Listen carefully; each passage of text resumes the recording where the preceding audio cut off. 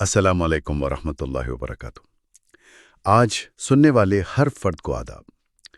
کانپتی ہوئی آواز میں سچائی سے بھری ہوئی، کیا ہم مجرم ہیں یا صرف مسلمان ہیں؟ بھارت کی نفرت کا روزمرہ کا ریالٹی شو۔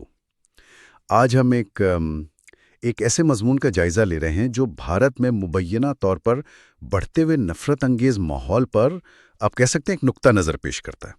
جی، یہ تحریر بتاتی ہے کہ کیسے روزمرہ کے واقعات اور میڈیا کی کوریج مل کر ایک خاص قسم کا بیانیہ بنا رہے۔ بالکل۔ ہمارا مقصد تو بس ان ذرائع میں جو خیالات ہیں، جو دعوے ہیں، ان کو سمجھنا ہے۔ دراصل یہ مضمون دیکھیں بھارت میں بے وقت چلنے والی دو الگ الگ حقیقتوں کی طرف اشارہ کرتا ہے۔ دو حقیقتیں؟ جی، ایک تو وہ جو ٹی وی اسکرینوں پر نظر آتی ہے، جہاں پاکستان، ہندو فخر، نیا بھارت، مطلب اس قسم کی بحثیں چل رہی ہوتی ہیں۔ ہاں، وہ تو روز ہی دیکھتے ہیں۔ اور دوسری ایک خاموش زمینی حقیقت ہے، جہاں مضمون کے مطابق مسلمانوں کو مبینہ طور پر روزمرہ نشانہ بنایا جا رہا ہے۔ اچھا، اسی سلسلے میں مضمون میں اعظم گڑھ میں ایک مسلم لڑکے کے مبینہ قتل کا ذکر ہے، ہجوم کے ہاتھوں۔ جی ہاں، اس کا ذکر ہے اور کہا گیا ہے کہ یہ خبر مقامی سطح پر تو کچھ دن چلی، لیکن قومی میڈیا نے اس کو زیادہ اہمیت نہیں دی، ایسا مصنف کا دعویٰ ہے۔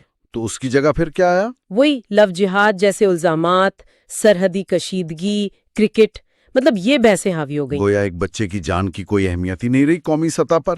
جی، مضمون کا مدعا یہی لگتا ہے۔ اور یہ بات دیکھیں ماہر سماجیات سٹینلے کوہن کے نظریے کی یاد دلاتی ہے۔ اچھا، وہ کیا کہتے ہیں؟ انہوں نے اپنی کتاب اسٹیٹس آف ڈینائل میں لکھا ہے کہ بعض اوقات ظلم اس لیے نظر انداز نہیں ہوتا کہ وہ چھپا ہوا ہے، تو پھر بلکہ اس لیے کہ وہ اتنا عام ہو جاتا ہے، اتنا معمول بن جاتا ہے کہ لوگ اسے غیر معمولی سمجھنا ہی چھوڑ دیتے ہیں۔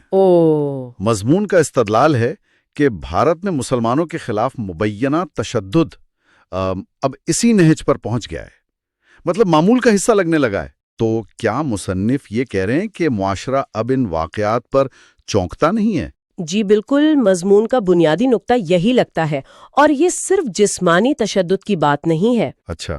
تحریر میں اندور اور مہاراشٹر کے بازاروں سے مسلم تاجروں کو مبینہ طور پر نکالے جانے کا بھی ذکر ہے۔ تاجروں کو؟ جی، جسے صرف مذہبی امتیاز نہیں کہا گیا بلکہ معاشی تشدد قرار دیا ہے۔ یعنی روزگار چھیننا؟ بالکل، کئی خاندانوں کے روزگار ختم ہوئے اور قومی میڈیا نے مصنف کے مطابق اسے بس امن و امان کا مسئلہ بنا دیا۔ اس تحریر میں ایک اور پہلو یہ بھی ہے کہ سب کو مبینہ طور پر سیاسی پشت پناہی بھی حاصل ہے۔ جی، مضمون یہ دعویٰ کرتا ہے۔ اتر پردیش کے وزیر اعلیٰ یوگی آدتیہ ناتھ کے کچھ بیانات کا حوالہ دیا گیا ہے۔ اچھا۔ ایک اور مثال کانپور کی دی گئی ہے۔ وہاں مسلمانوں نے محمد سے محبت کرتا ہوں کہ پلے کارڈز کے ساتھ ایک پرامن ریلی نکالی۔ تو کیا ہوا؟ تو مضمون کے مطابق ان کی حفاظت تو دور، الٹا 1300 مسلمانوں کے خلاف FIR درج کر دی گئی۔ 1300؟ جی۔ جبکہ جو لوگ مبینہ طور پر تشدد پر اکسا رہے تھے انہیں میڈیا پر جگہ ملی۔ یہ تو بہت عجیب بات ہے۔ ان مثالوں سے مصنف یہ نتیجہ نکالتے ہیں کہ نفرت اب صرف سیاست کا حصہ نہیں رہی۔ تو پھر کیا بن گئی ہے؟ یہ ایک طرح کا عوامی تماشا بن گئی ہے۔ مضمون اسے قومی تھیٹر آف ہیٹ کہتا ہے۔ قومی تھیٹر آف ہیٹ؟ جی، یعنی نفرت کا قومی تھیٹر۔ جی، جو روزمرہ کی تفریح کا سامان بن گیا ہے۔ یہ تو بہت پریشان کن بات ہے۔ بالکل۔ یہاں عالم محمود ممدانی کی کتاب گڈ مسلم بیڈ مسلم کا ذکر بھی برمحل لگتا ہے۔ ان کا کیا نظریہ ہے؟ ممدانی کہتے ہیں کہ ریاستیں اکثر مسلمانوں کو اچھے اور برے کے خانوں میں بانٹتی ہیں۔ اچھا اور برا مسلمان؟ جی، اچھا وہ جو خاموش رہے، اپنی شناخت چھپائے، اور برا وہ جو اپنی شناخت پر اصرار کرے۔ مضمون کے مطابق بھارت میں یہ تفلیق اب بہت واضح ہو گئی ہے۔ جو شناخت چھپائے شاید اسے برداشت کر لیا جائے، اور جو ظاہر کرے، جو اپنی شناخت، محبت اور فخر سے ظاہر کرے، اسے مبینہ طور پر خطرناک یا مجرم سمجھا جاتا ہے۔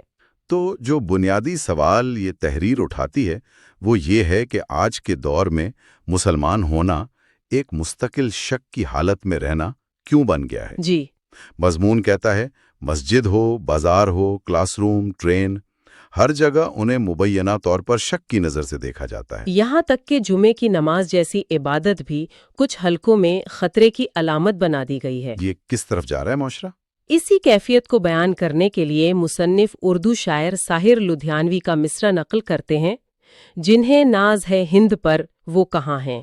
جنہیں ناز ہے ہند پر وہ کہاں ہے؟ جی، تحریر پوچھتی ہے کہ اگر یہی بھارت کی عظمت ہے تو آج یہاں مسلمان ہونا ایک جرم جیسا کیوں محسوس ہو رہا ہے؟ تو ان ذرائع سے جو تصویر سامنے آ رہی ہے وہ یہ سوال چھوڑ جاتی ہے کہ کیا نفرت واقعی ایک اجتماعی تفریح بن گئی ہے؟ جی، اور یہ سوچنے پر مجبور کرتی ہے کہ تاریخ ایسے معاشرے کو کن الفاظ میں یاد رکھے گی جو مضمون کے مطابق اپنے ہی شہریوں کے ایک حصے کو مسلسل شک میں رکھ کر شاید تسکین پاتا ہے۔